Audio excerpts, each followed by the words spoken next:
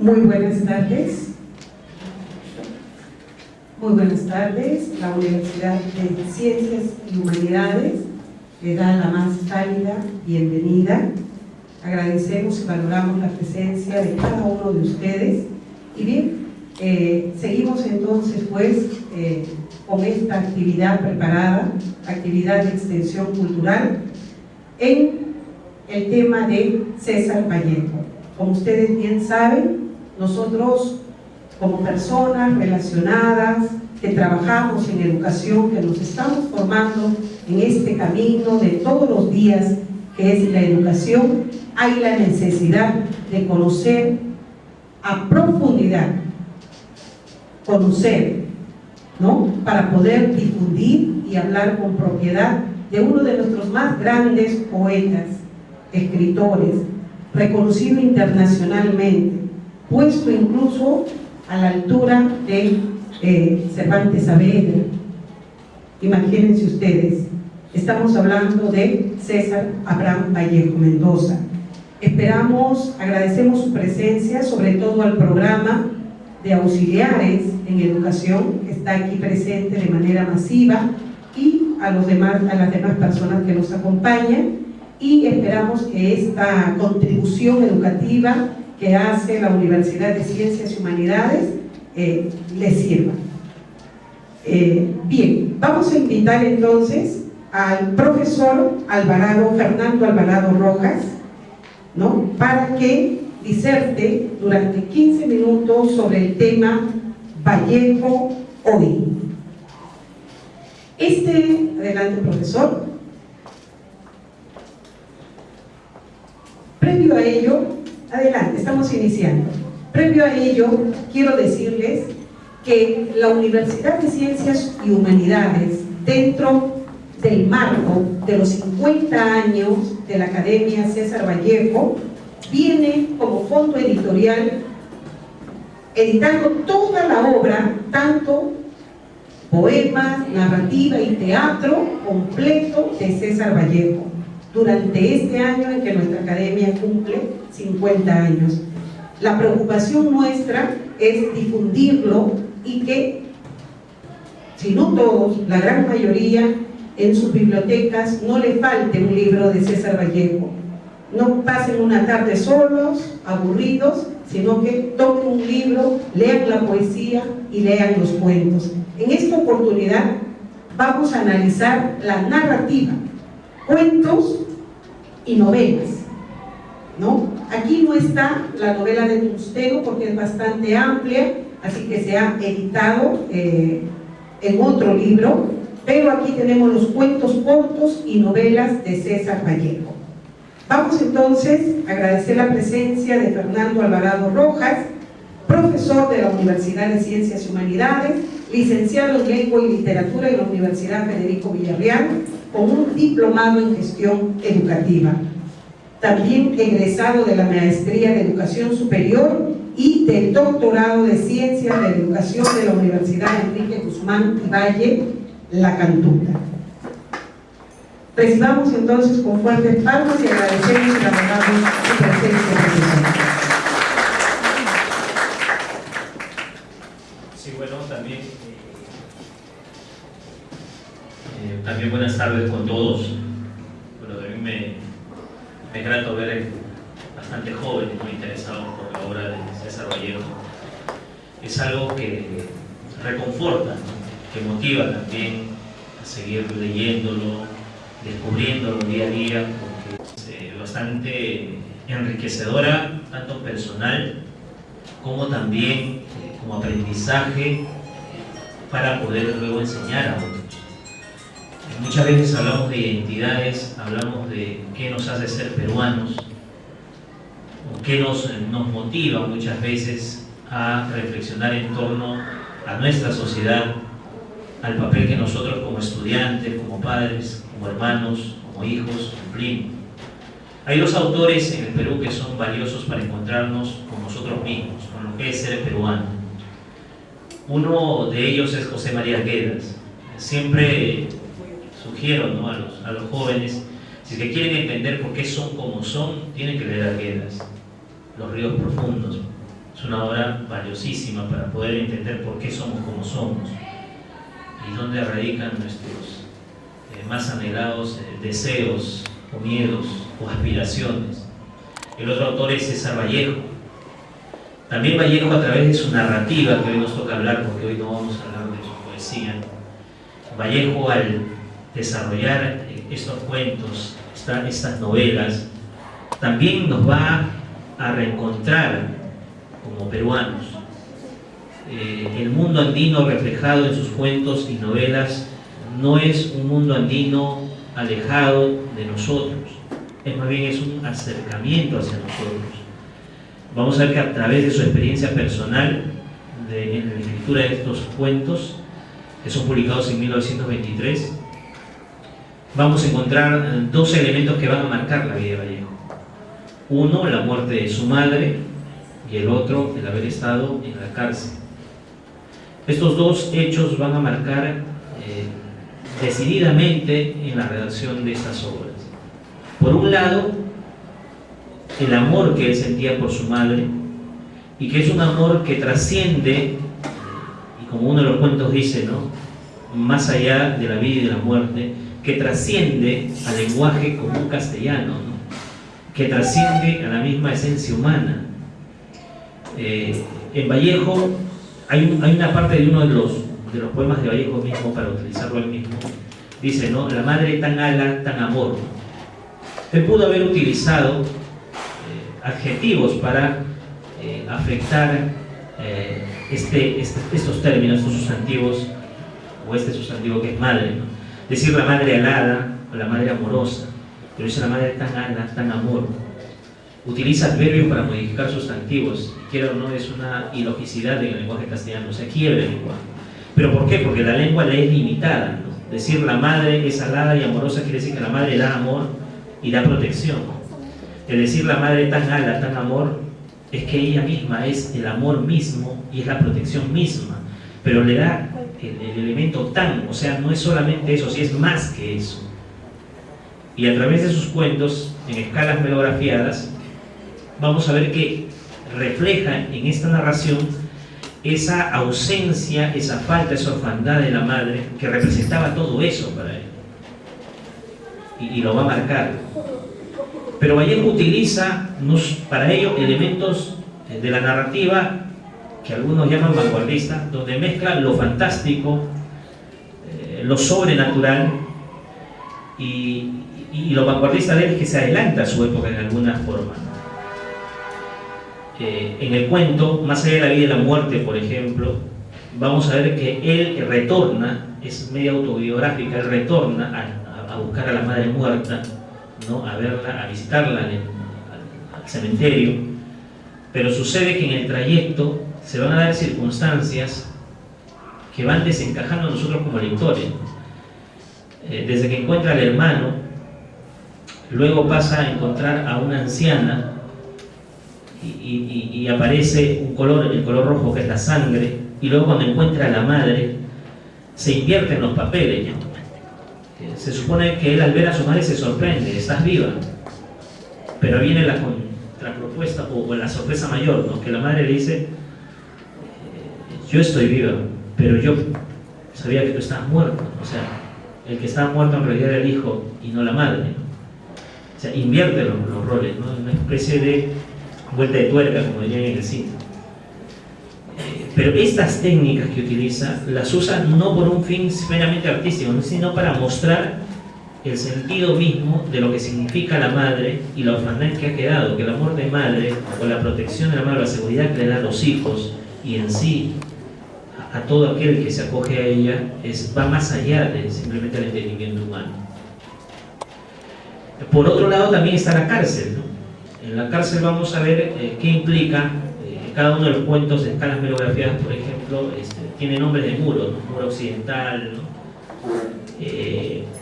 Y cada uno de los muros, pues, son los muros de la cárcel, ¿no? ¿Y qué implica la cárcel, ¿no? Y siempre la ventanita, ¿no?, que es el contacto con el exterior.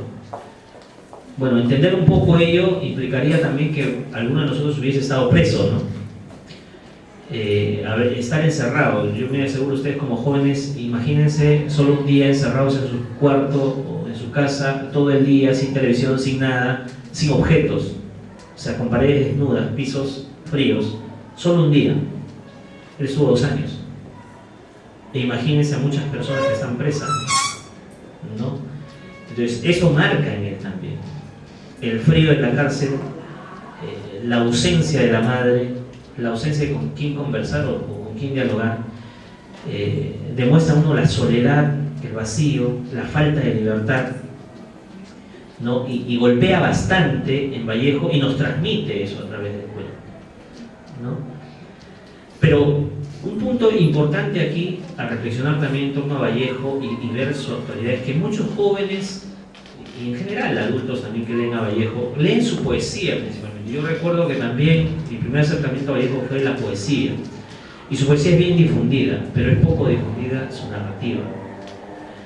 Su poesía rescatamos que es bien social, ¿no? Es política, es bien crítica, y en su narrativa también hay eso, pero a su vez va a profundizar en la psicología del ser humano y encontrar aquellos aspectos que nos hacen ser seres humanos y nos lleva a una exploración bastante interesante. Eso es muy valioso del Vallejo.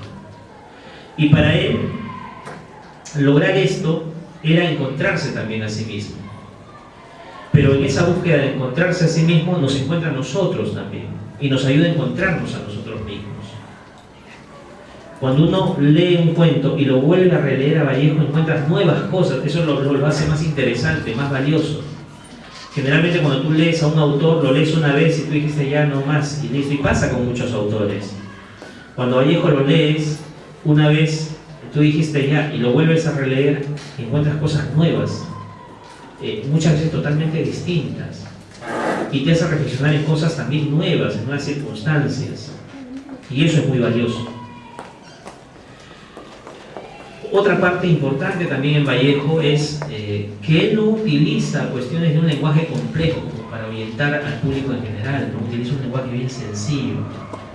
Aunque la carga conceptual sí es bien compleja, pero el lenguaje que utiliza, la fluidez es bien sencilla, es entendible, es manejable, un niño lo podría leer.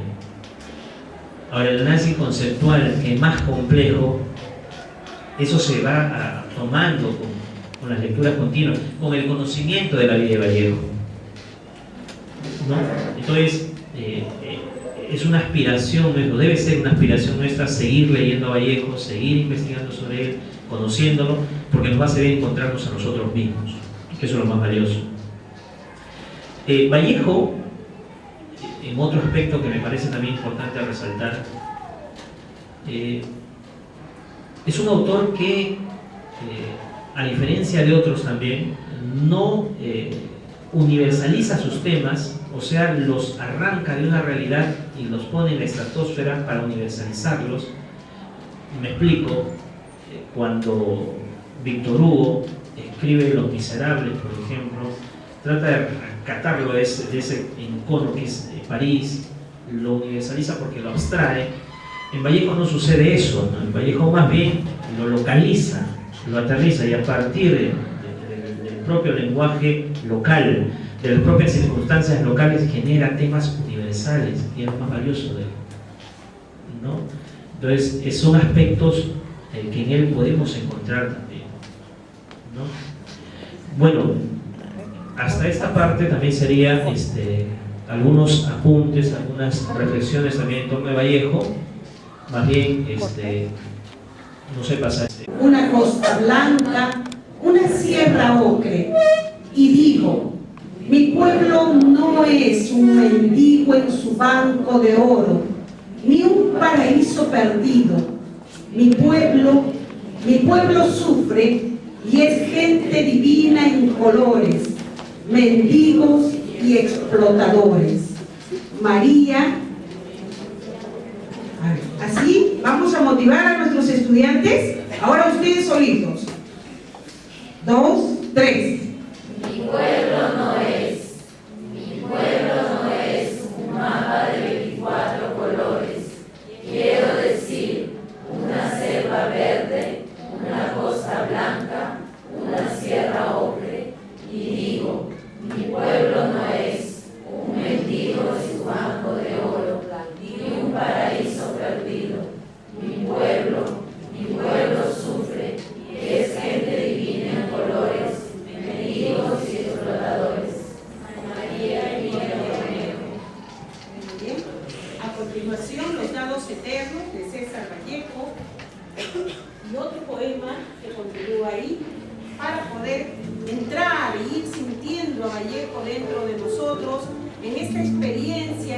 expresión artística y también académica.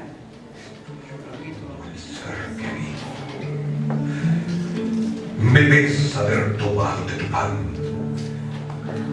pero este pobre barro pensativo no es costra fermentada en tu costado. Tú no tienes Marías que se van. Dios mío, si tú hubieras sido hombre, hoy supieras ser Dios. Pero tú, que estuviste siempre bien, no sientes nada de tu creación. Y el hombre sí te sufre. El Dios es Él.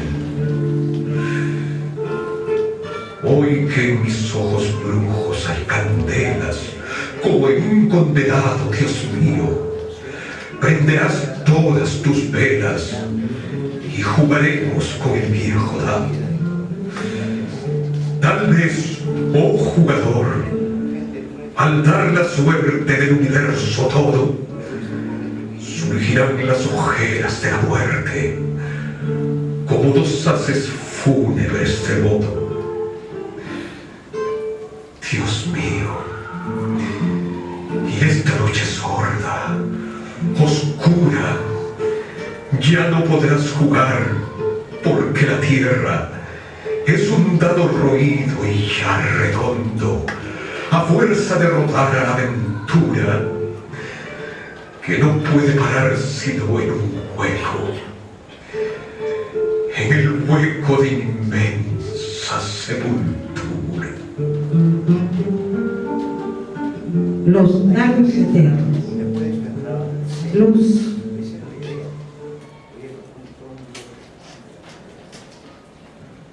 Muro noroeste. Del libro de cuentos y novelas de César Vallejo. Penumbra. El único compañero de celda que me queda ya ahora se sienta a llantar ante el hueco de la ventana lateral de nuestro calabozo, donde, lo mismo que en la ventanilla enrejada que hay en la mitad superior de la puerta de entrada, se refugia y florece la angustia anaranjada de la tarde. Me vuelvo hacia él. ¿Ya? Ya. ¿Está usted servido?, me responde sonriente. Al mirarle el perfil de toro destacado sobre la plegada hoja lacre de la ventana abierta, tropiezo la mirada como una araña casi aérea, como trabajada en humazo, que emerge en absoluta inmovilidad en la madera, a medio metro de altura del testus del hombre. El poniente lanza un largo destello bayo sobre la tranquila tejedora, como enfocándola. Ella ha sentido, sin duda, el tibio aliento solar. Estira alguna de sus extremidades con dormida, perezosa lentitud y, luego, rompe a caminar a intermitentes pasos hacia abajo, hasta detenerse a nivel de la barba del individuo, de modo tal que, mientras éste mastica, parece que se traga a la bestezuela. Por fin termina el llantar y, al propio tiempo, el animal flanquea corriendo hacia los goznes del mismo brazo de la puerta, en el preciso momento en que ésta, entornada de golpe por el preso. Algo ha ocurrido, me acerco, vuelvo a abrir la puerta, examino en todo el largo de las bisagras y doyme con el cuerpo de la pobre vagabunda, trizado y convertido en dispersos filamentos. ¿Ha matado usted una araña?, dígole con aparente entusiasmo al hechor. Sí. Me pregunta con indiferencia. Está muy bien. Aquí hay un jardín zoológico terrible. Y se pone a pasear como si nada a lo largo de la celda, extrayéndose de entre los dientes residuos de comida que escupen abundancia. La justicia, vuelve esa idea a mi mente. Yo sé que este hombre acaba de victimar a un ser anónimo, pero existente, real. Es el caso del otro que, sin darse cuenta, puso al inocente camarada de presa del filo homicida. ¿No merecen pues ambos ser juzgados por estos hechos? ¿O no es del humano espíritu semejante resorte de justicia? ¿Cuándo es entonces el hombre juez del hombre? El hombre que ignora qué temperatura, con qué suficiencia acaba un algo y empieza otro algo, que ignora qué, desde qué matiz el blanco ya es blanco y hasta dónde, que no sabe ni sabrá jamás qué hora empezamos a vivir, qué hora empezamos a morir, cuándo lloramos, cuándo reímos, cuándo el sonido limita de la forma en los labios que dicen yo, no alcanzará, no puede alcanzar a saber hasta qué grado de verdad un hecho calificado de criminal es criminal. El hombre que ignora qué hora el uno acaba de ser uno y empieza a ser dos, que hasta dentro de la exactitud matemática carece de la inconquistable plenitud de la sabiduría, ¿cómo podrá nunca alcanzar a fijar el sustantivo momento delincuente de un hecho a través de una urdimbre de motivos de destino, dentro del gran engranaje de fuerzas que mueven a seres y cosas enfrente de cosas y seres? La justicia no es función humana, no puede serlo. La justicia opera tácitamente, más adentro de todos los adentros, de los tribunales y de las prisiones. La justicia, oídlo bien, hombres de todas las latitudes, se ejerce subterránea armonía, se ejerce en subterránea armonía al otro lado de los sentidos, de los columpios cerebrales y de los mercados. Aguzad mejor el corazón. La justicia pasa por debajo de toda superficie y detrás de todas las espaldas. Prestad más sutiles oídos a su fatal redoble y percibiréis su platillo vagoroso y único que, a poderío de amor, se plasma en dos.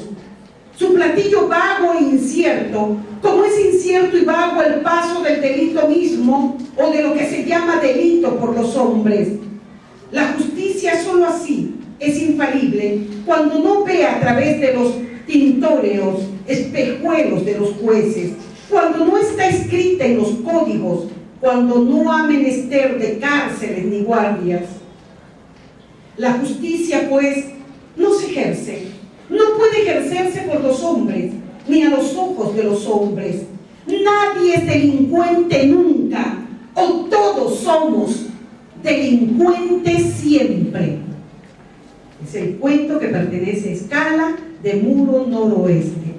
Y antes de iniciar, pues, la conferencia de fondo con nuestro querido amigo, doctor Antonio González Montes, vamos a pasar el segundo poema como parte de la motivación.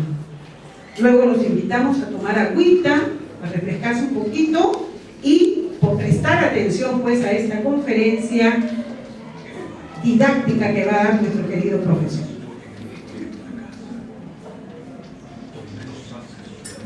Sin fondo. Me acuerdo que jugábamos esta hora y que mamá nos acariciaba, pero hijos, ahora yo me escondo como antes todas estas oraciones vespertinas y espero que tú no des conmigo. Por la sala, el zaguán, los corredores, después te ocultas tú y yo no doy contigo. Me acuerdo que nos hacíamos llorar, hermano, en aquel juego.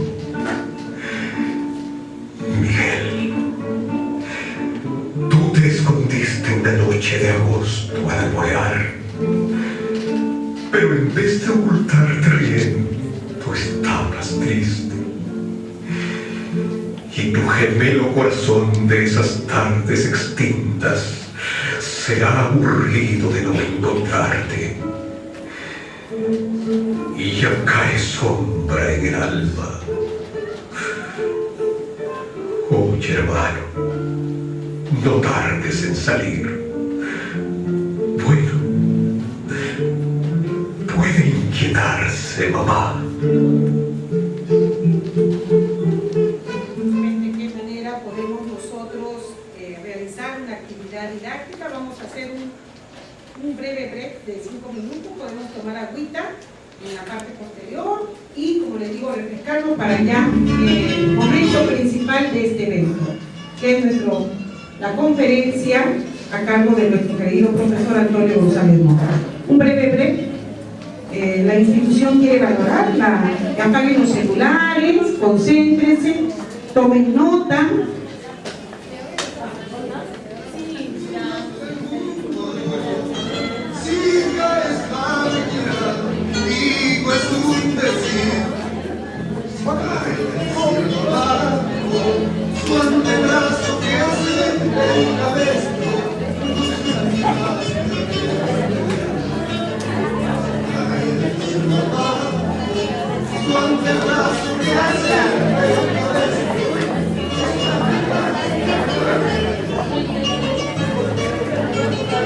Invitamos también al público presente a revisar el libro de cuentos y novelas y luego ya veremos la manera en que puedan ustedes adquirirlo. De repente, al finalizar, a fin de mes, ya nos pondríamos de acuerdo, pero revisen el material porque tranquilamente con los cuentos y novelas que contiene el libro, que son todos o casi todo, a excepción de Turuteo, vamos a nosotros poder realizar algunas prácticas con nuestros estudiantes, ¿no? Ahí está, salúdense, muy bien, relájense un poquito, tomen agüita, para que no se me desmayen.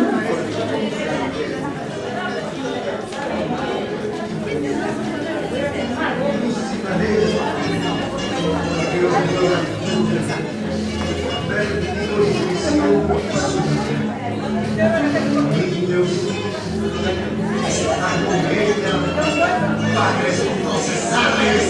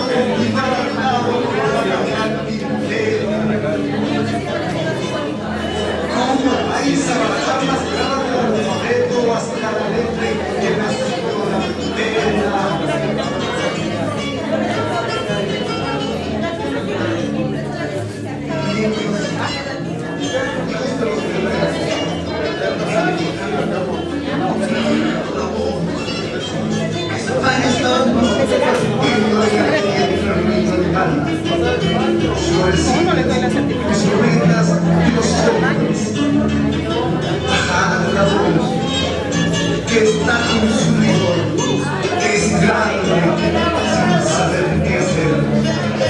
Está en su mano la calavera y habla la calavera, aquella de las tres, la calavera, aquella de la vida. Asimismo, también les queremos comunicar que la certificación la vamos a entregar el día de hoy, ¿ya? La certificación la entregamos hoy mismo para no estar generando más trabajo a lo que es coordinación. Sí.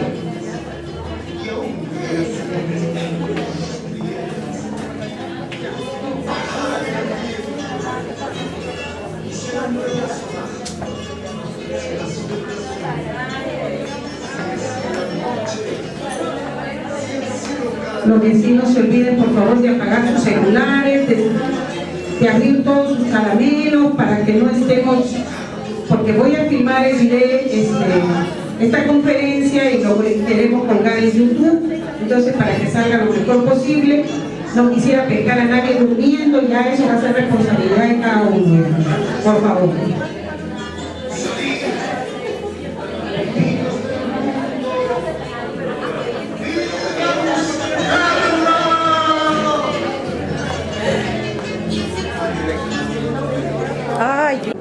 Bolsita, las galletitas de sol, porque el profesor se desconcentra y viene de dictar clases de la universidad.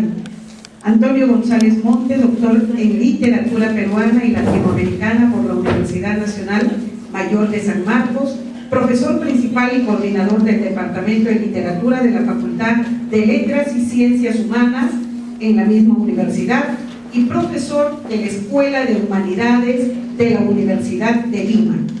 Ha ejercido la docencia en la Universidad de San Martín de Porres, UNIFE, y en la Universidad Ricardo Palma.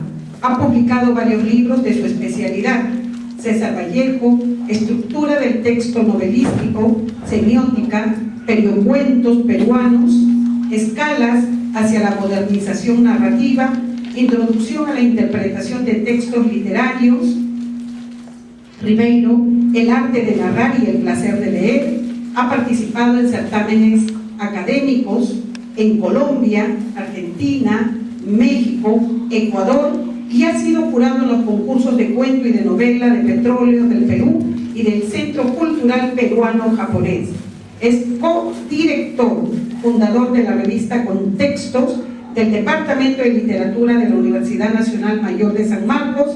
Ha publicado artículos en revistas especializadas y es conferencista en temas de literatura peruana y latinoamericana. La Universidad de Ciencias y Humanidades, querido profesor, le da la bienvenida y también el programa de auxiliares de educación. Palmas, por favor.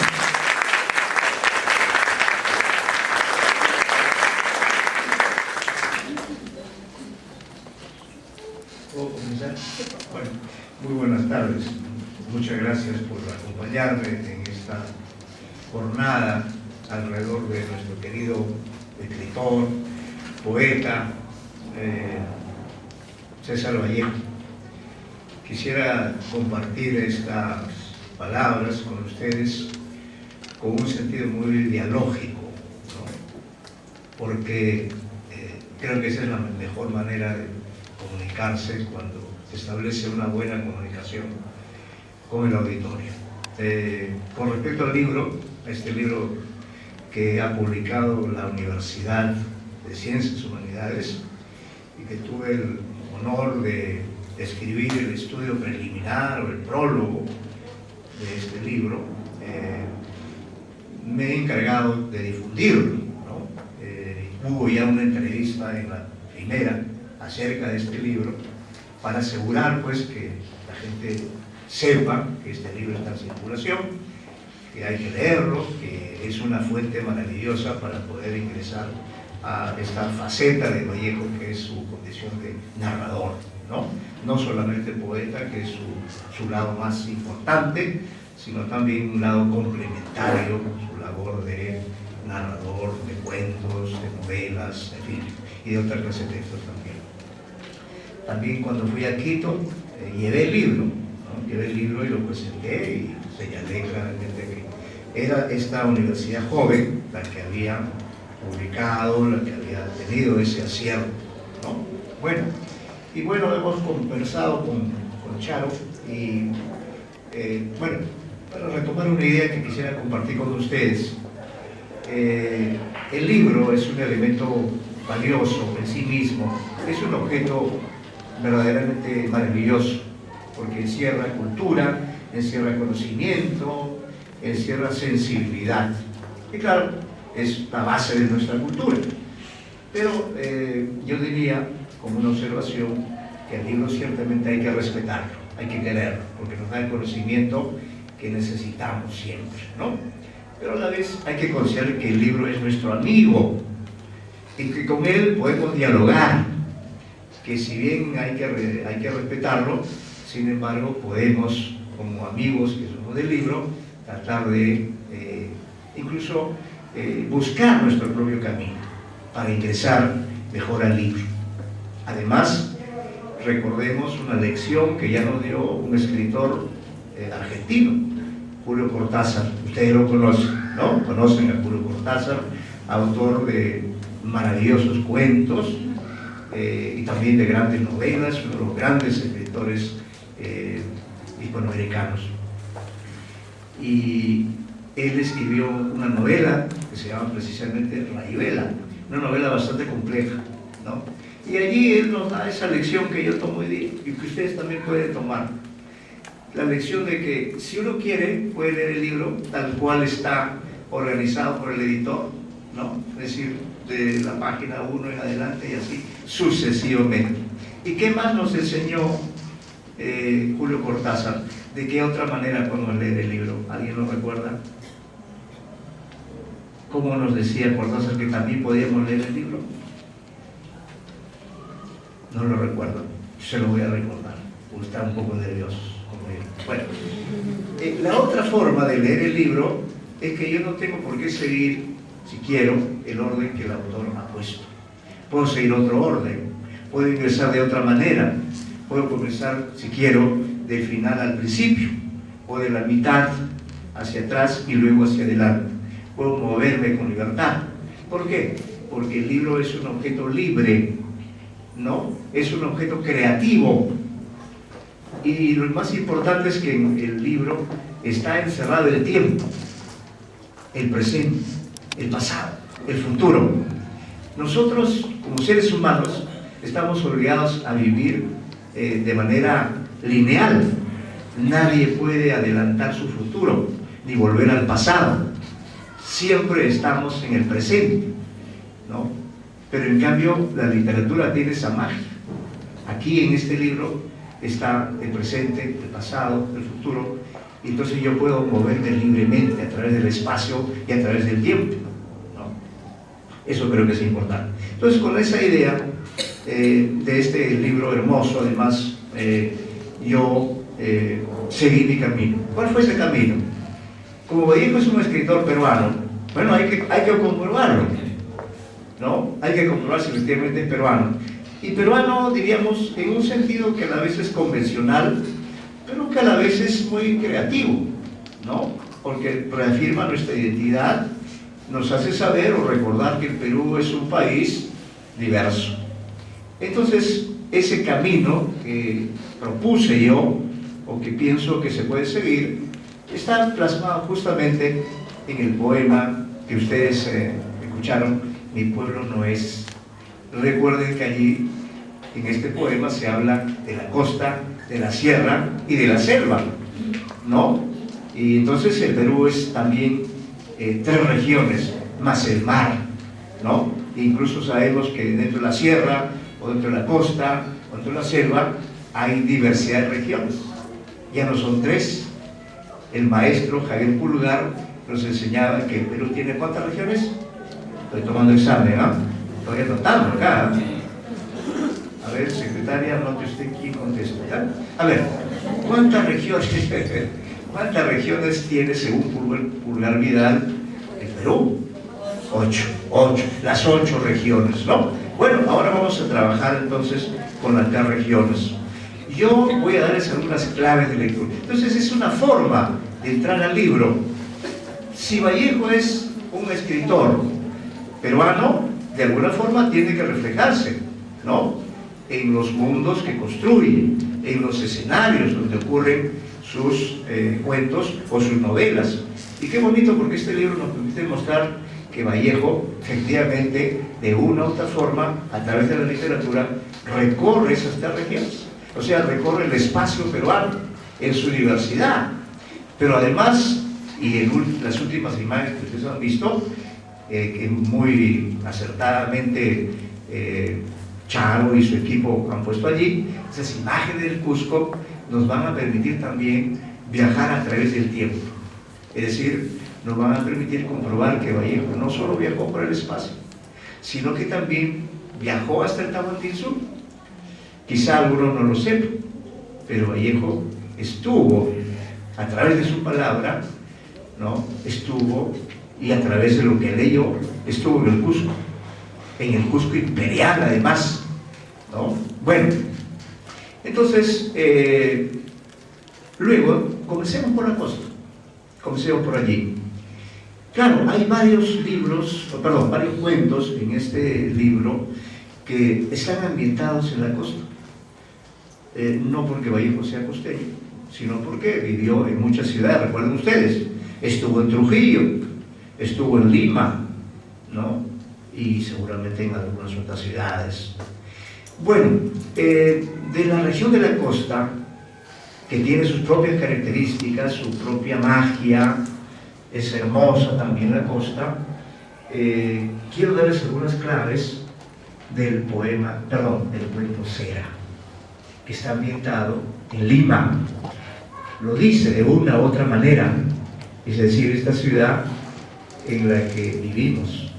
Pero la Lima de la que habla Vallejo es la Lima de los años 20, la llamada la Lima de la Belle Époque, la época en que Lima quería ser una especie de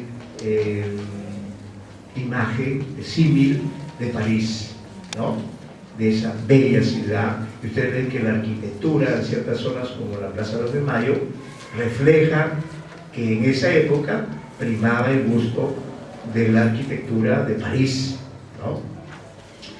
Bueno, pero recuerden ustedes que antes en las imágenes se ha leído el poema Los lados eternos, famoso poema, ¿no? Y bueno, yo ahí también propongo algo, creo que no se ha trabajado mucho. Es decir, se ha trabajado, y muchos lo hacen, relacionando un poema con un cuento, lo cual es válido, se puede comparar. Yo puedo comparar a dos personas, puedo comparar a dos ciudades, ¿no? Puedo comparar a dos culturas. Yo puedo hacer lo que me haga. Bueno, entonces yo planteo aquí que hay una ligazón, hay un nexo muy bonito entre el poema Los lados eternos y Cera. Hay dos ideas fundamentales que ustedes la van a entender perfectamente. La primera idea es la idea, recuerden que en el poema se habla del mundo, es decir, este planeta donde vivimos. El planeta, ya lo sabemos, es esférico, pero el poema va girando. No nos damos cuenta, esa es una de las maravillas de la vida. Aproximadamente, creo que está a 20.000 kilómetros por hora. Miren la velocidad que está girando el mundo para dar la vuelta al Sol cada día, y luego las estaciones. 20.000 kilómetros o más, quizá me estoy quedando chico y alguien me corrige, enhorabuena. ¿Y qué pasaría si de pronto la Tierra se detiene? Si está girando a 100.000 kilómetros y ¡pum!, se detiene por alguna razón. Salimos volando todos. Así que esperamos que eso no ocurra. Bueno, entonces esa es una idea interesante en el poema. La idea de que el mundo, claro, es esférico y está girando por el espacio y está girando por el tiempo. Y entonces hay una sucesión, hay una cita que se está durmiendo. ¿Quién? La última de esta fila. Ya se dijo, bueno, disculpen la digresión, ¿no? Pero así es. Entonces, pero lo interesante es que Vallejo plantea, eso lo borran en YouTube, plantea que este mundo que está girando es como un dado. ¿Quién lo ha lanzado? ¿Quién ha lanzado a este dado que es el mundo? ¿Quién lo ha lanzado? ¿Ustedes? Dios lo ha lanzado allí, al espacio, al universo. Y la Tierra entonces va girando, pero como va girando, también se va desgastando, se va deteriorando. Y bueno, entonces la vida el mundo es como un dado, ¿no? Y el dado se asocia a la suerte, se asocia al azar, y a lo que ocurra, a la felicidad o a la desgracia, a ese dado dentro del cual estamos nosotros y que va mostrando diferentes caras, la cara de la felicidad, de la alegría, de la tristeza, del misterio, de la vida, de la muerte. El mundo es un dado, el mundo es el escenario donde, regido por el azar, por un azar misterioso, y nosotros somos pasajeros de ese mundo. Eso mismo es lo que se propone en el relato Cera. ¿Quiénes son los personajes? Son jugadores. ¿Jugadores de qué? Jugadores de dados. La dimensión de jugador del ser humano es que es algo que está en todo. Es decir, ¿a quién levante la mano? ¿A quién no le gusta jugar? Nadie levanta la mano. Ay, a Charo no le gusta. Bien que la veo jugar. Bueno, todos somos jugadores, no jugadorazos. Y a ver, quiero que alguien del auditorio me diga, pero haciendo un esfuerzo, y ustedes son gente inteligente, ¿por qué jugamos? ¿Por qué? A veces buscamos el juego, puede ser el fútbol, mañana, por favor, ¿por qué jugamos?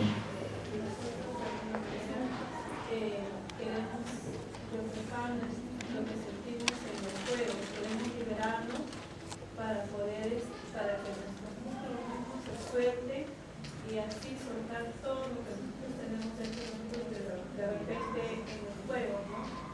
Como de lluvia, para liberarnos un poco de todo el estrés que tenemos, buscamos en el juego, ese deporte, ese diferentes juegos. Los personajes son jugadores, jugadores de dados.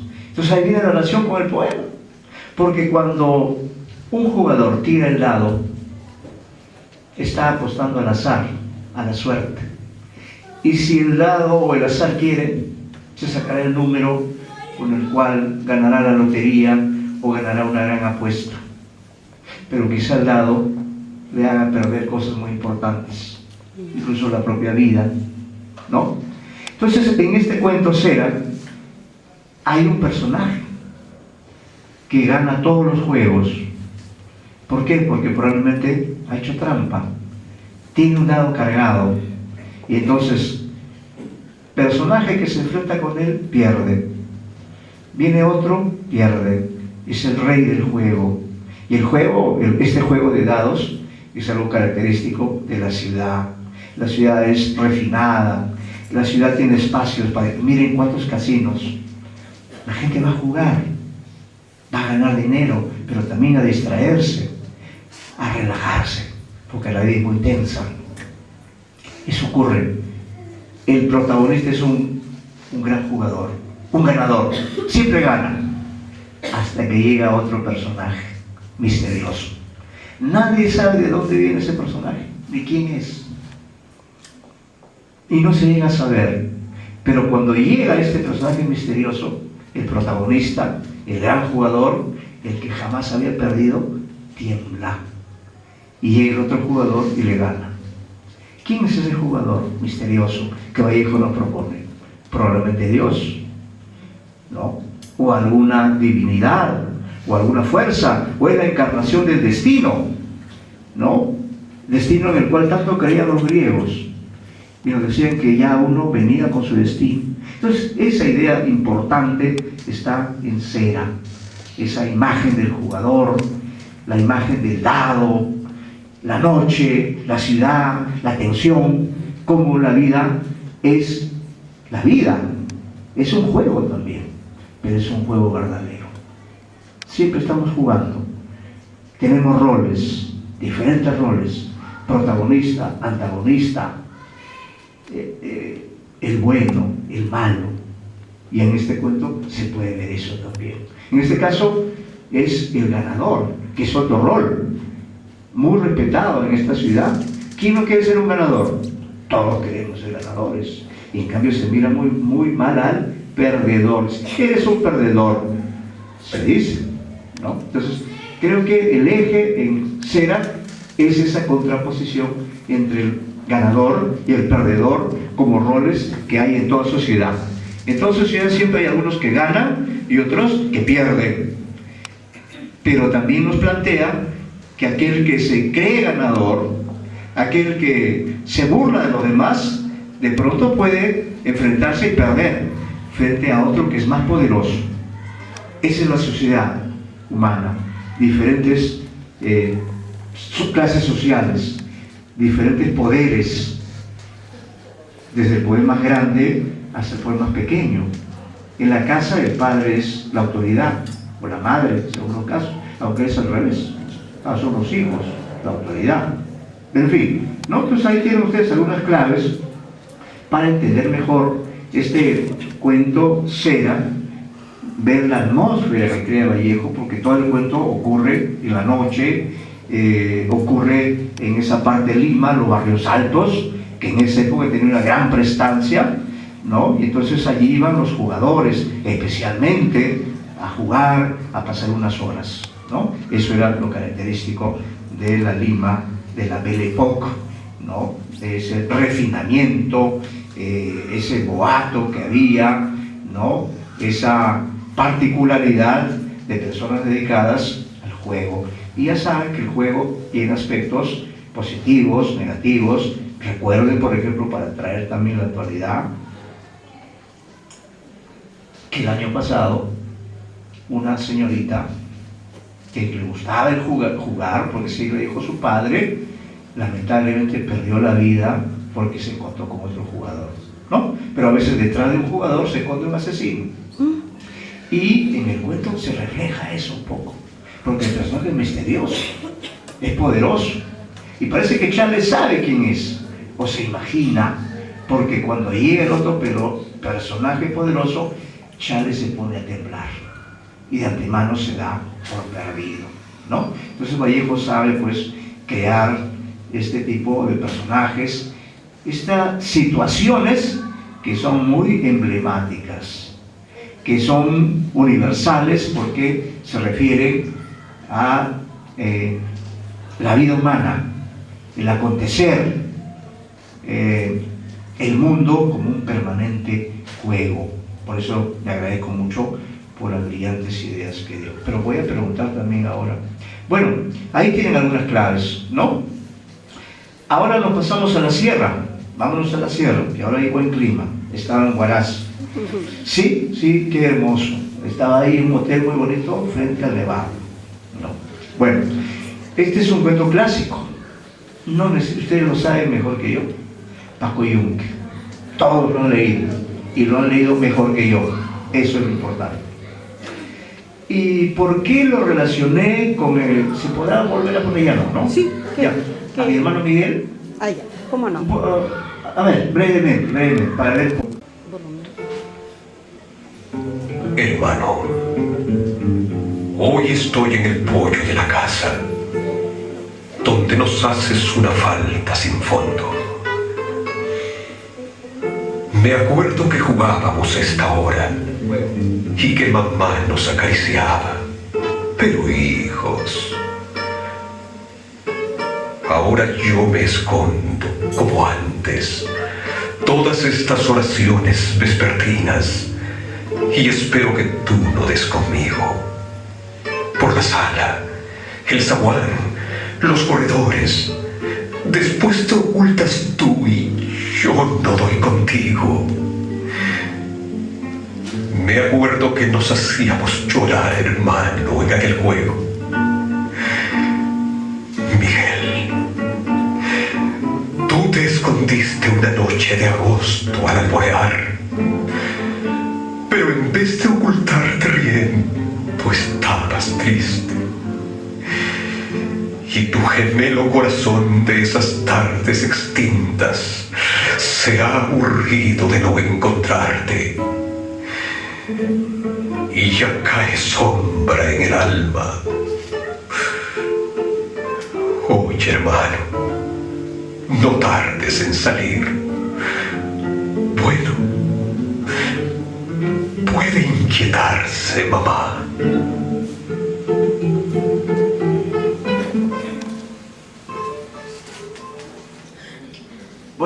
Entonces, ya escucharon ustedes otra vez el poema a mi hermano Miguel, y como ustedes conocen lo que ocurre en Pacoyunque, saben lo que ocurre allí, la pregunta sería eso, ¿no? Pero antes, fíjense ustedes cómo en este poema también el juego de los hermanos, ¿no? Y luego con los sentimientos. En la literatura los sentimientos son muy importantes. Está la alegría del juego, pero también está la tristeza, y la vida es eso, ¿no? A veces solamente queremos que sea alegre, pero no siempre es así. Bueno, ahora esa es la pregunta que les hago. ¿Qué relación piensan ustedes que hay entre, qué nexo hay? ¿Por qué se puede asociar esta evocación que hace el poeta del hermano Miguel, esta evocación cariñosa, fraterna, a su hermano? ¿Cómo asociarla con lo que ocurre en Pacoyunque? Recuerden, pregunto, ¿y cuáles son los primeros hermanos de los que tenemos noticia en nuestra cultura occidental o dentro de nuestra religión católica? ¿Cuáles son los primeros hermanos? Biblia, Caín y Abel. ¿Y qué ocurre con estos primeros hermanos? Caín mata a Abel, ¿no? Fíjense, eran hermanos. Muy bien, ahí está la pregunta. Ya les di algunas claves. ¿Qué dicen ustedes? ¿Qué relación puede establecerse entre el poema que habla de dos hermanos con el cuento Pacoyunque? Recuerden que las cosas se pueden relacionar en un sentido equivalente o en un sentido contrario, antitético, ¿no? ¿Qué dicen ustedes? ¿Qué relación habrá entre el poema a mi hermano Miguel y el cuento Pacoyunque? ¿Qué nexos creen? A ver si alguien se anima y levanta la mano, y así como lo ha hecho la señorita, ha dado un magnífico aporte. Yo sé que ustedes pueden hacerlo, ¿no? ¿Qué dicen ustedes? Anímense.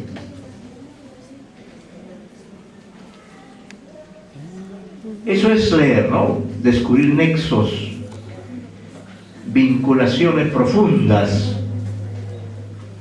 Eso es una lectura en profundidad del libro que hemos dicho. Está ahí para dialogar. Estamos dialogando, compañero. Y estamos haciendo dialogar su poesía con sus cuentos. A ver, propongan ustedes.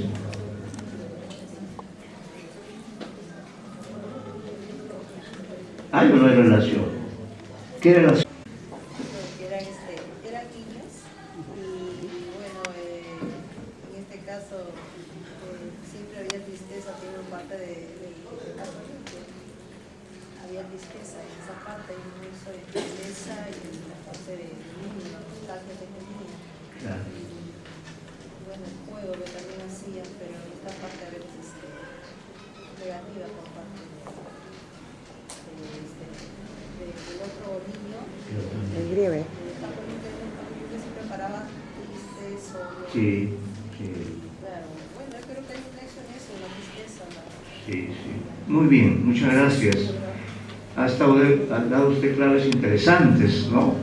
Una primera, no ha dado claves interesantes. La primera es que tanto en el poema como en el cuento hay niños, ¿no? Niños en ambos casos. Pero mire, ¿dónde está la diferencia? La diferencia está en que en el poema hay una relación de amor, de afecto entre los hermanos. En cambio, en el otro cuento está Caín, que es Humberto Grieve. Humberto Grieve es Caín y Pacoyunque es Abel. Relación de violencia. Miren cómo habrá sido el Perú y cómo es para que un niño sea tan perverso, para que un niño sea tan malo y maltrate de la manera como maltrata a Pacoyunque, hasta humillarlo, hasta convertirlo en poco menos que un animal o una cosa. Entonces, miren cómo Vallejo nos muestra, por un lado, la solidaridad, la fraternidad, el afecto, ¿no? El recuerdo, la añoranza del hermano que se fue, el hermano Miguel, el par, porque a veces ocurre, ¿no? Somos pares con nuestros hermanos, nos queremos, es lo que usualmente ocurre, y en cambio en el otro caso vemos que lo que hay es odio. Odio por razones de clase, porque como dice el poema, hay algunos que son blancos y otros que son negros y otros que son cholos, ¿no?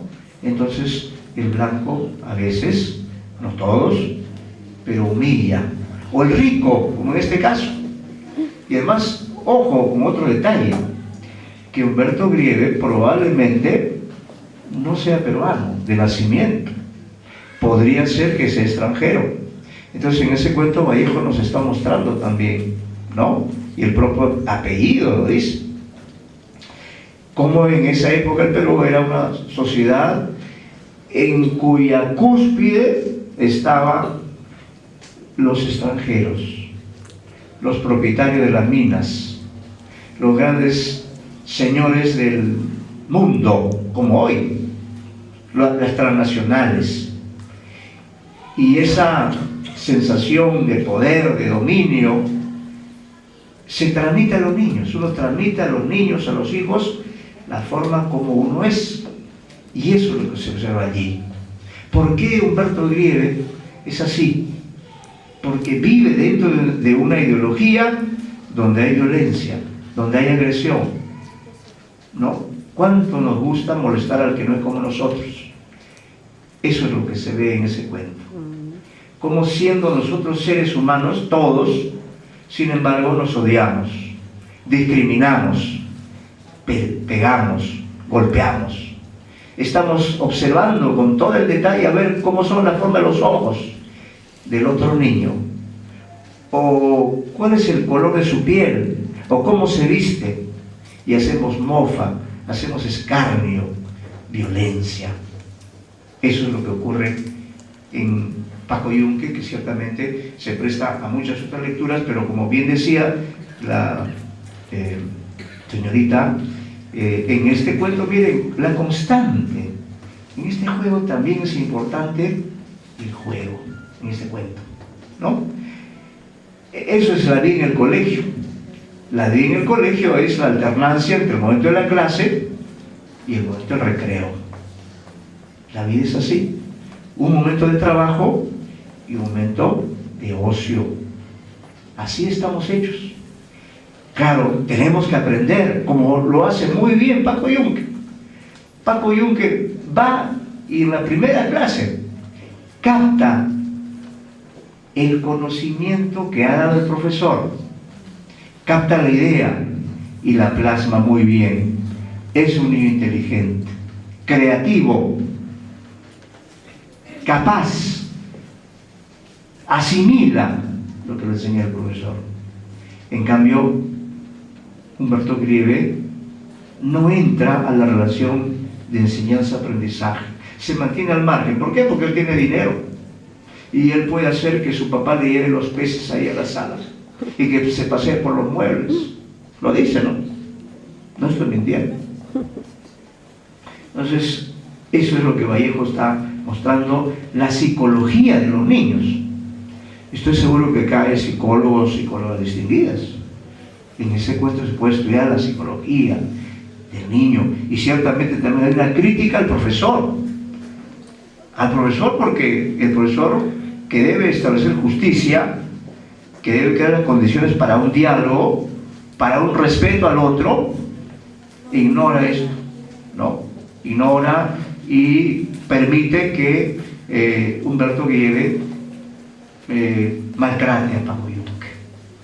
Son los dos extremos, el poderoso y el débil, ¿no? Y en el equilibrio entre los dos, Paco Fariña, ¿no? Como el personaje que trata de defender roles importantes, ¿no?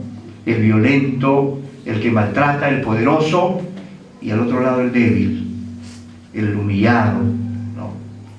Y luego también el niño que se rebela contra esto, el sentido de la justicia que hay, ¿no?, en Paco Fariña.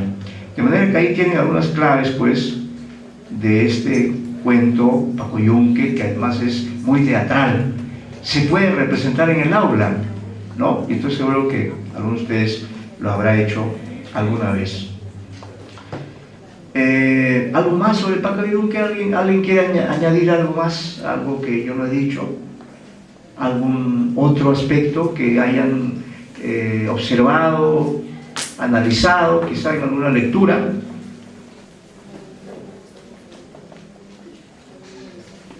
Hay muchos otros aspectos, ¿no? Ese cuento nos toca de cerca porque de una u otra forma en la historia, en la anécdota se refleja el sistema. A Vallejo eso le interesaba mucho, crear una historia muy entretenida, que se sigue con interés, con suspenso, ¿no? Pero que lo que él nos dice es, ojo, lo que origina esta violencia es el sistema en el que vivimos, ¿no? Ese sistema donde el motor es la ganancia, el lucro, el poder absoluto frente a la desvalidez, frente a la pobreza, a la marginación, como elementos que están, pues, en nuestras sociedades, ¿no? Hasta hoy no ha cambiado mucho esta situación en varios aspectos. Esté sembrada la violencia, la discriminación, que es lo que impide que en el Perú precisamente no haya una mayor fraternidad, ¿no? Que aceptemos que se puede ser diferente, pero que eso no significa matar, humillar, discriminar, ¿no? Bien, y luego nos pasamos a la selva, y usted me preguntará, ¿y Vallejo ha escrito algo sobre la selva? ¿Sí o no? Sí, en cierto sentido, ¿no? Quizá no de manera tan clara, pero voy a tratar de mostrar que Vallejo también tuvo cierta mirada, fue consciente como peruano que era, que había un mundo que quizá es menos conocido, o en ese fuera menos conocido que la costa y la sierra, porque las dos regiones que más se conocen es efectivamente estas dos, ¿no? Yo estoy seguro que acá hay algunos que son de la selva. La selva es otro mundo, otro universo, ¿no? Y Vallejo, ¿cómo refleja esto? ¿Cómo lo recoge en sus cuentos? Yo diría de manera indirecta. No muestra la selva, pero sí en el cuento Los 2 horas, con algunos indicios, con algunos elementos que se refieren a cómo son los personajes, con algunos indicios de cuál es su comportamiento, de cómo actúan en el mundo de la calle, de la ciudad. Uno deduce que estos personajes vienen de un mundo todavía más desconocido, de un mundo todavía más cerca de la naturaleza. Estos dos personajes, Juncio y Analquer, son dos niños también, miren qué coincidencia, son dos niños, y llegan a un pueblo. Es un pueblo pequeño, no es la ciudad, no, es un pueblo pequeño que seguramente está ubicado en el Cusco, da esa impresión, pero recuerden que el Cusco tiene sierra y tiene selva. Entonces, este lugar donde ocurren los hechos, donde ocurre la anécdota, que no es muy espectacular, no es un thriller, por si acaso, no, pero sí es importante porque en este pueblo, con estas características, llegan estos dos personajes. Y el eje de la historia es algo muy sencillo, pero a la vez algo que nos debe llevar a reflexión. Estos niños, que probablemente vienen de la selva, esa es mi hipótesis, de la selva alta, que vienen de un mundo donde viven rodeados por una naturaleza, donde no hay ciudad, no hay pueblo. ¿Cómo viven ellos? Viven recorriendo el río, viven sobre balsas, sobre canoas, o sea, tienen otra vida, otro tipo de vida. Están todavía en la época de la recolección, de la vida nómade, de la vida libre, sin convenciones, sin prejuicios, con una mirada fresca, con una mirada prístina. Están todavía como en el paraíso, como se supone que estuvieron Adán y Eva al comienzo. No tienen prejuicios, miran las cosas con total naturalidad. Entonces estos niños llegan a un pueblo pequeño, serrano, no es un pueblo muy moderno, pero sí hay calles, sí hay esquinas, sí hay iglesia, sí hay personas que caminan, sí hay casas, ya hay una estructura que significa la presencia de la cultura, porque la ciudad no existió siempre. En algún momento el ser humano la creó, porque cuando el ser humano viene al mundo, viene a un estado natural, pero sobre ese estado natural crea otro mundo, el mundo de la cultura, el mundo en el que vivimos, donde ustedes ahora disfrutan de todas las comodidades, porque la sociedad ha evolucionado, pero la naturaleza tampoco ha dejado de existir. Entonces, en este relato, lo que vemos es, ¿qué pasaría si ustedes, por ejemplo, vamos a suponer, cualquiera de ustedes, o dos de ustedes, dos niños, qué pasaría si, supongamos que por los adelantos de tecnología, son capaces de viajar a otro planeta, que está 200 veces más desarrollado que nuestro planeta? ¿Qué pasaría allí? ¿Cuál sería el comportamiento de esos dos niños? ¿Cómo se comportarían? ¿Cuál sería la primera reacción de ellos? De asombro, de admiración, de pasmo ante lo desconocido. Y eso es lo que ocurre con esos niños que vienen del mundo de la selva. Entonces no tienen referentes, no saben lo que es una calle, no saben lo que es una iglesia. Usted lo sabe, pero ellos no. Y hay que respetar eso. No saben las costumbres, no saben los ritos, no saben, por ejemplo, que cuando uno va a la iglesia tiene que comportarse de una determinada manera. No puede uno reír allí, no puede hablar, tiene que apagar el celular. En cambio, estos niños entran a la iglesia y miren qué imagen se llevan de la gente en un rito religioso, adorando a Dios. Niños que probablemente no tienen una noción de lo que es Dios, porque es también, la noción de Dios es una noción cultural, es una noción que se nos ha transmitido. Entonces la iglesia se ríe, tienen esa reacción natural, pero es una risa sana, espontánea, no es una risa maliciosa. Estallan en carcajadas expansivas, y entonces viene la reacción, ¿no?, de los que están allí, del cura, de los que asisten a la misa. Y entonces toman a los niños y los sacan de allí y los someten a una cierta censura, ¿no? Y ellos, Charo leía, recuerden ustedes, un texto sobre la justicia. Qué difícil en esa circunstancia juzgar a esos niños. Claro, con la justicia simple se dice: estos niños son culpables, son unos herejes, son unos malcriados. Pero ¿cómo los vamos a acusar si ellos no tienen en su cabeza la noción de Dios? ¿Qué es lo que ocurrió cuando se encontraron Atahualpa y Pizarro? Pizarro le alcanzó el libro, Atahualpa a ver si oía algo, como no lo tiró. Eran dos mundos distintos. En el imperio incaico no existía el libro, pero miren lo intolerante que fue el padre Valverde. Inmediatamente, ahí está la religión, ¿ven? Como en este relato, inmediatamente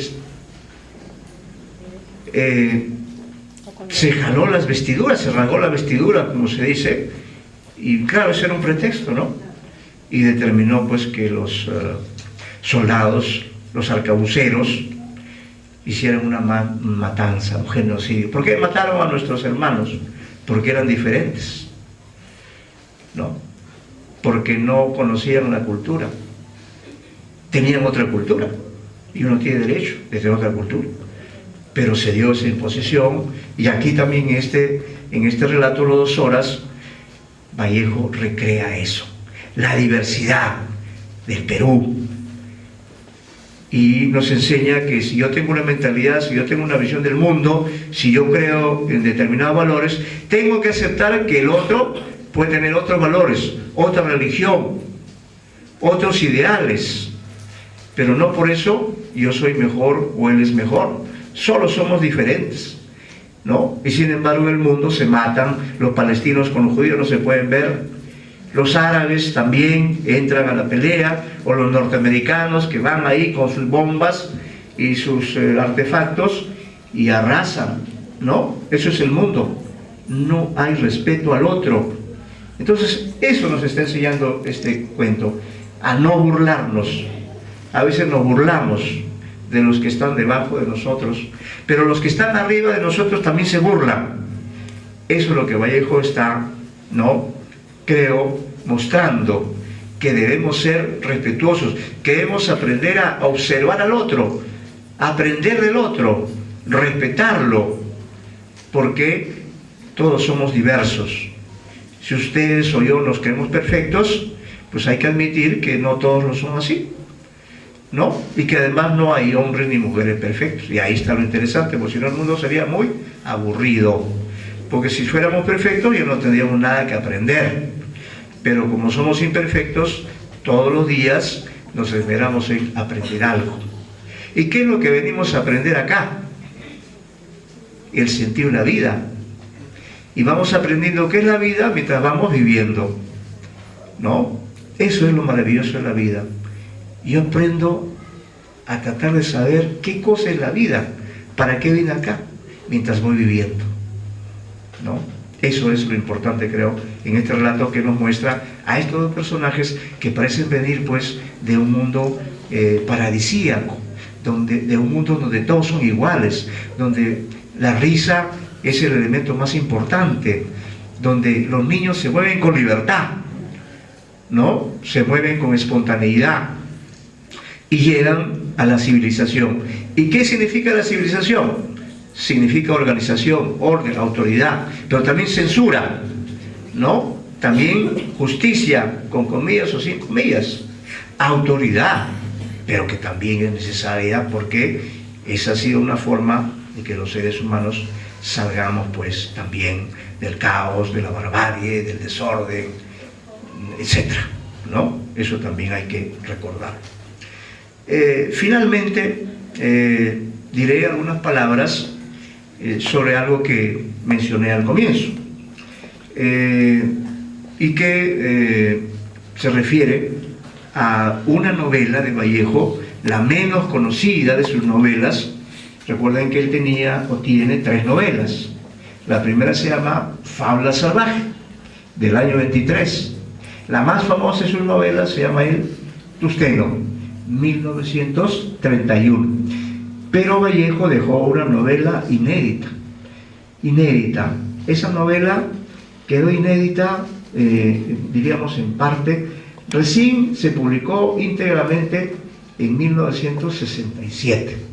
La novela se llama Hacia el reino de los Siris, Hacia el reino de los Siris, y es una novela que está efectivamente ambientada en la época del imperio de los incas. Por eso es interesante, porque además en la novela, y por eso ha sido muy pertinente que se proyecten esas imágenes. Tenemos aquí Guamán también. Claro, Vallejo, eso es un dato que hay que averiguar. ¿Vallejo estuvo en el Cusco? No sé. He preguntado, la gente no está muy segura si estuvo o no estuvo. Si estuvo, bien. Y si no estuvo, miren la capacidad que tiene para recrear. Da toda la impresión, mejor dicho, el que cuenta la historia, que es un narrador no identificado, no es un narrador en primera persona, sino es un narrador omnisciente, está allí, está observando allí. Y diríamos, la novela, y ahí quizás su interés, se ambienta en la época de mayor apogeo del imperio. ¿Cuál es la época de mayor apogeo del imperio? La época de Tupac Yupanqui. Después ya de Pachacútec, el momento de máxima expansión del imperio incaico. Incluso se dice y ustedes quizá habrán oído, que Túpac Yupanqui viajó hasta la Oceanía, ¿no? En las balsas, y por tanto descubrió este nuevo continente, la Oceanía, el quinto continente descubierto. Y hay pruebas, hay un historiador, José Antonio El Busto, que demuestra mediante investigación, testimonios lingüísticos, costumbres, construcciones, porque él ha viajado, ha hecho ese recorrido, como supuestamente lo hizo Túpac Yupanqui, y llega a la conclusión que efectivamente Túpac Yupanqui podría haber viajado hasta allí. Miren, en esa época, con una navegación pues que no tiene los adelantos de hoy. Entonces, esta novelita que también invito a leer, que está en el libro, nos habla de ese momento en que los incas se disponen a conquistar el reino de los Iris. El reino de los Iris es Ecuador. Finalmente, como ustedes saben, los incas conquistaron el Ecuador, conquistaron Quito, y entiendo que Atahualpa era quiteño. Y además recuerden ustedes que la etapa final, la etapa del ocaso, ocurrió allí en esa parte norte, y por eso es que Pizarro encontró a Atahualpa en Cajamarca, lejos del Cusco, ¿no? Y esto fue una circunstancia favorable para ellos, ¿no? Pero lo importante también es que ese es el momento en que el imperio está muy próximo a su ocaso, pero todavía está en un momento de poderío. Pero en ese momento de poderío, los incas, con Huayna Cápac a la cabeza, que era príncipe en ese momento, fracasa en su conquista de los Iris. El ejército de los incas es derrotado una y otra vez por los rivales. O sea que los incas, que eran los más poderosos, de pronto se encuentran ante una situación de derrota. Entonces, en ese momento Túpac Yupanqui dice, bueno, como el ejército ha sido derrotado, vamos a suspender las conquistas y vamos a dedicarnos a la paz, a la construcción. Entonces, seguramente en ese momento se hacen las grandes construcciones. Quizás se construye o se termine de construir Machu Picchu, por ejemplo, ¿no? O muchos de los grandes monumentos arquitectónicos se construyen porque todos los esfuerzos se dedican a la construcción, y los incas eran grandes constructores. Pero ocurre también, y este es un elemento interesante en la novela, que cuando los incas renuncian a ser conquistadores, a expandir la religión del sol, se inicia una serie de hechos nefastos en el imperio.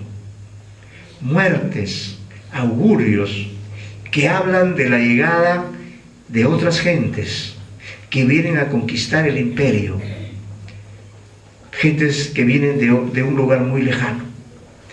Y cuanto más pasa el tiempo y más han renunciado a ser la civilización conquistadora, más desgracias ocurren. Y algunas de esas escenas ocurren en el Coricancha. Ahí hay un personaje femenino que es una mujer muy hermosa, muy bonita, que es una joven ñusta, especialista en danzas.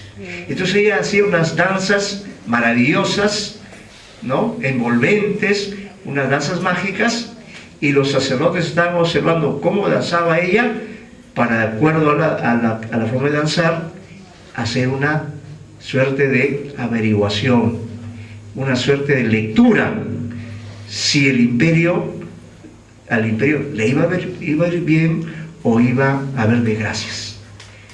Esa es, diríamos, la función de esta muchacha, que además en la novela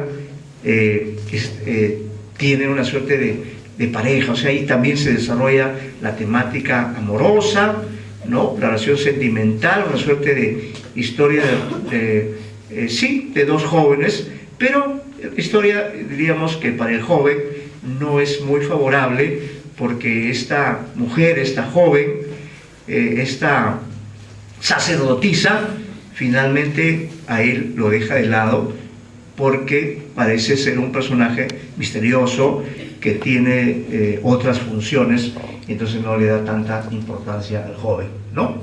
Entonces, a través de estas danzas también se va revelando efectivamente que la situación para el imperio no es muy favorable y que se avecinan, ¿no?, algunas cosas que fueron terribles y que se dieron con la llegada de los españoles. Entonces, ¿qué lectura hace Tupac Yupanqui? Entonces llega a la conclusión: el dios Sol está molesto con nosotros, está molesto, y se lo dicen, el dios Sol está molesto con usted, con el Inca, porque ha dejado de conquistar, porque la misión de los incas es expandir, es llevar hasta los confines la gran cultura, ¿no?, la religión del sol, y en fin, todo lo que los incas lograron construir como una gran cultura que fueron. Entonces Tupac Yupanqui se da cuenta de ese hecho y determina suspender, por lo menos temporalmente, cambiar de política. Eso es lo que hace un gobernante, cambia política, y entonces dice: si el dios Sol está enojado con nosotros, entonces vamos a reiniciar las conquistas, porque ese es el rol del Inca. El dios Sol quiere que su religión se expanda, que la cultura inca continúe su crecimiento, continúe su esplendor y lleve sus grandes adelantos en los más diferentes campos de la realidad.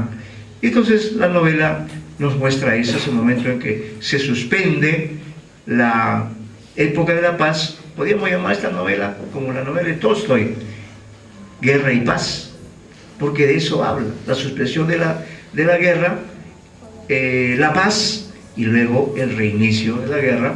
Y la novela concluye pues con esta parte en que efectivamente el príncipe Huayna Cápac, que ya está muy próximo a ser inca, parte otra vez hacia el norte para conquistar hacia los Siris, y efectivamente esta conquista se da, ¿no? Pero la novela concluye con esta escena del ejército rumbo hacia el reino de los Siris.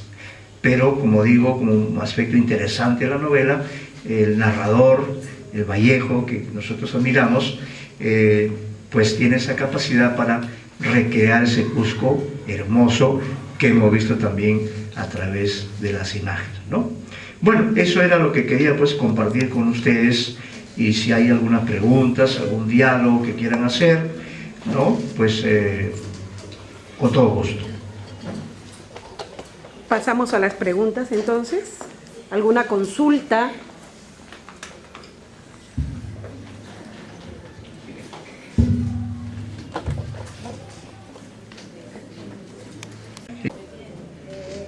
Vallejo mostró gran inquietud y respeto a nuestra cultura inca, ¿no?, y nuestra cultura incaica, y nos demuestra de que con esta lectura nos da a saber mucho más a fondo de lo que nosotros aún todavía, a veces muchos nos quedamos en algo vago más de nuestra cultura y no llegamos a saber mucho más a fondo de lo que es lo nuestro.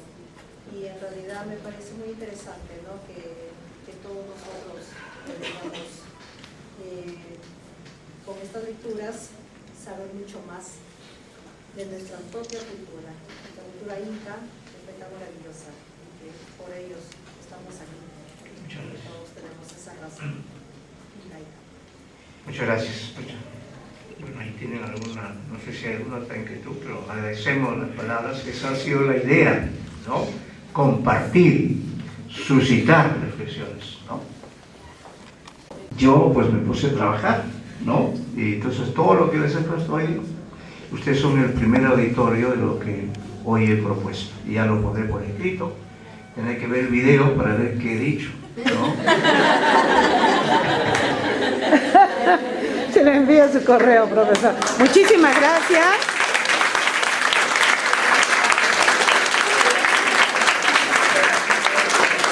Bien. Ahora... Yo...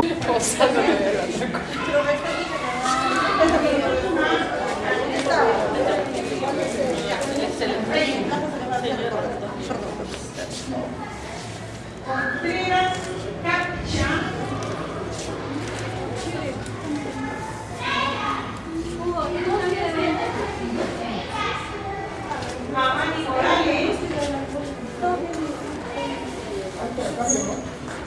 La fotito, acércate. Fotito, a ver.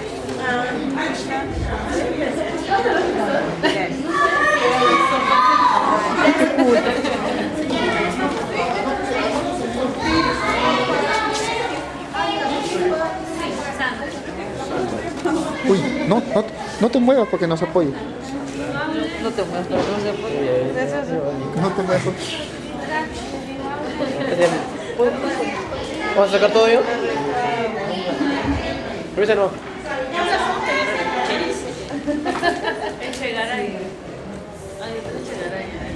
Mira, hay otra Echegaray, a ver quién es.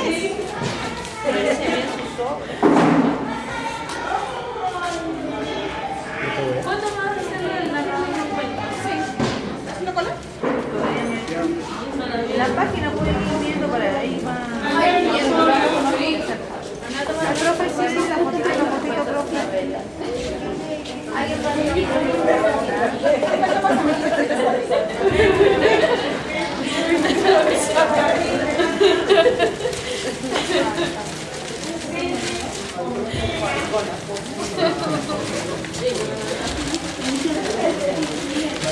Chicas, aquí hay una colita, mira. Para que no... Ah, ¿esta es la cola? Sí. Ah, por allá era.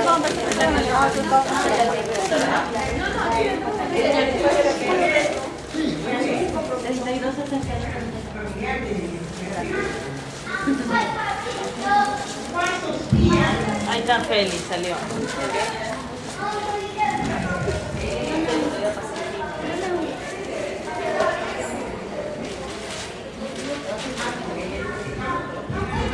La fotito, a ver, ¿te acercas?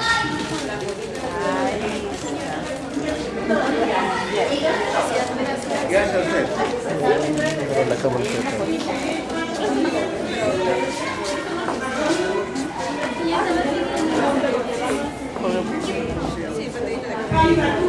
Cuidado, no te voy a aplastar.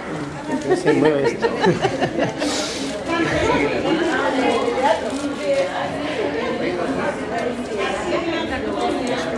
Ese, ¿no?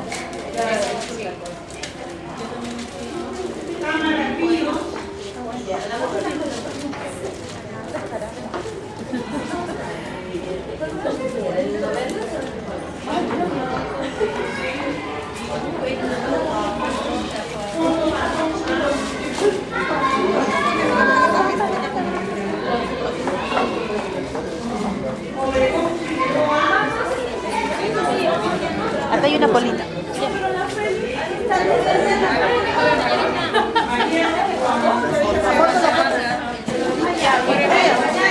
A ver, un ratito, a ver. Ahí está. Pasa por la cámara. Grabando.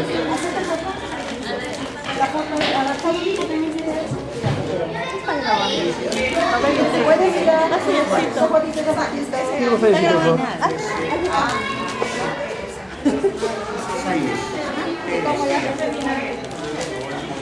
Ah, ya después de que comiste, tomo ya. Después de que toma ella, toma de ahí. Pero no toma ella porque está haciendo. Pero pasa. Ya está dejado. Ya, venga. Ya, mira. 1, 2.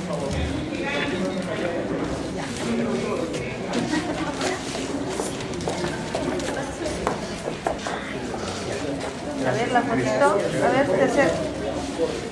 ¿Yo? A ver.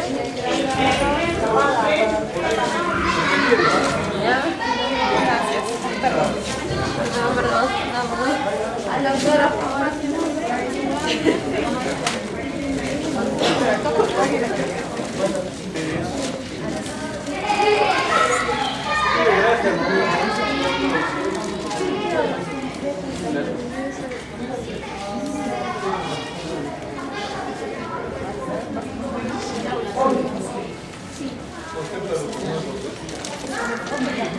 Hans.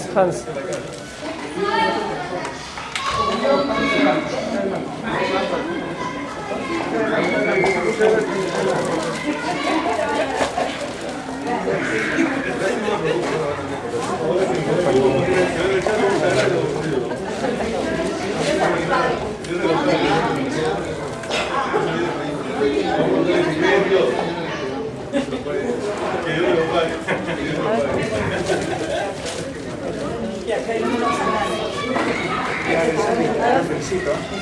¿Para la foto?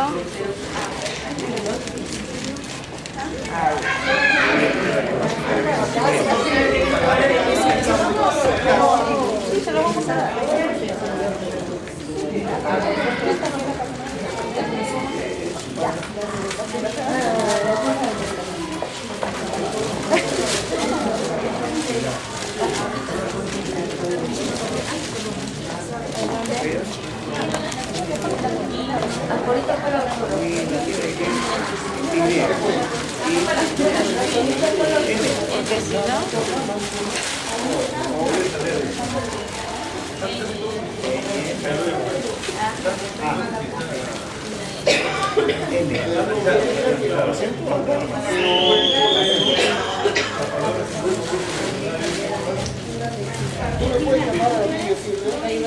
¿Cómo puede ser?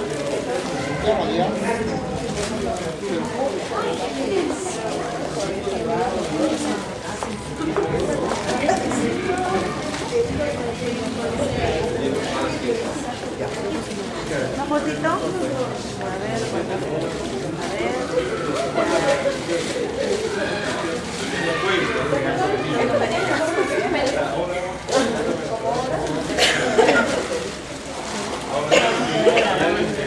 ¿Y las fotos van a vender?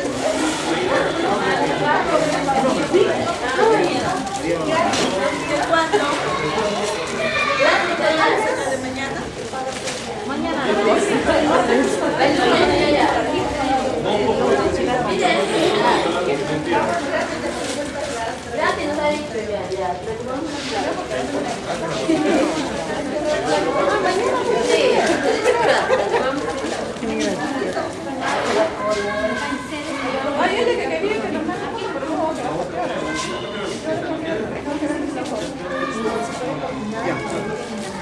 A ver la fotito, la foto de rigor. Ay. Gracias.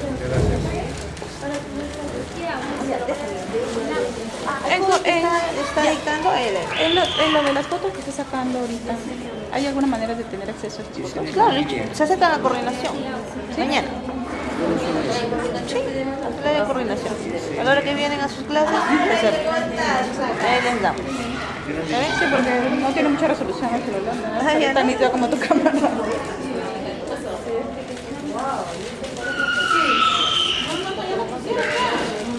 Ahí donde estaba el palo movido de unos poemas.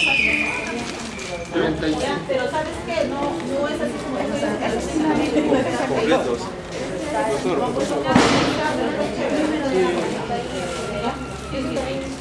porque el chico México, si le pongo así como ustedes,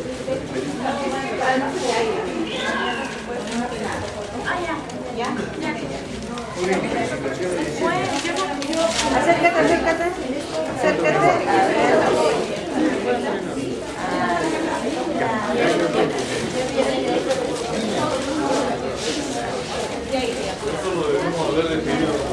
no, pero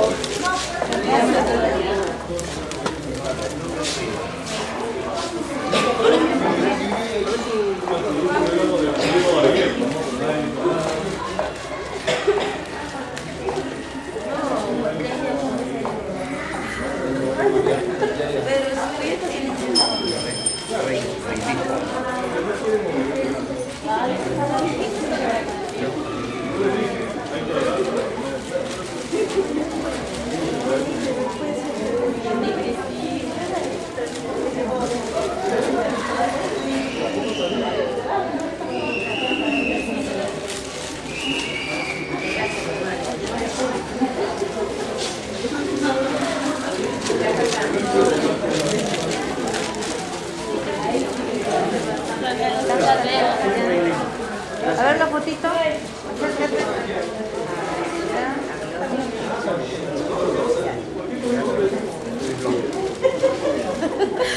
Como ayer me lo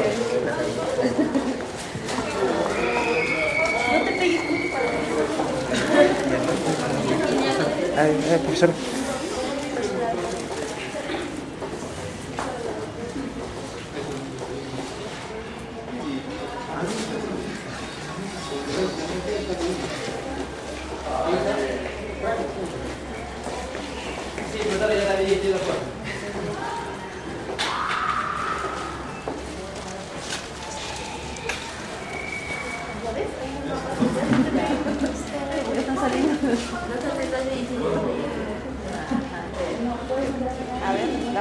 la fotito. A ver, acércate.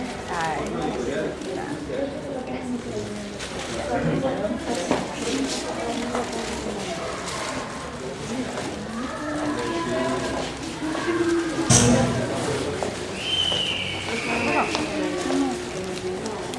ya, este es el borneo.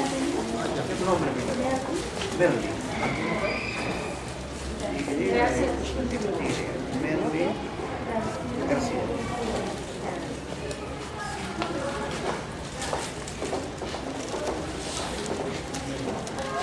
La foto.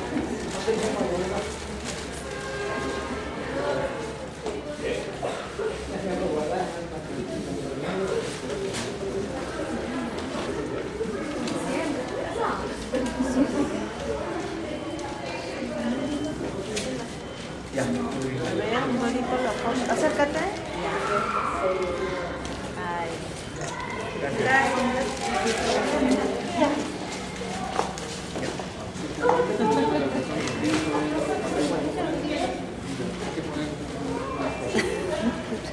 ¿Compró? No, chocolate. Felicita. Por fin de mes. Por vale te pagamos. Sí puedes, ¿ah? Sí puedes. Sí.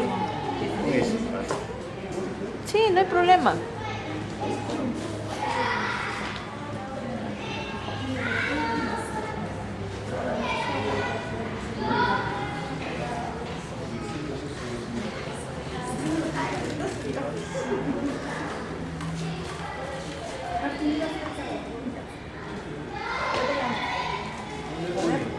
A ver la fotito. A ver, con el libro, sí. Ya.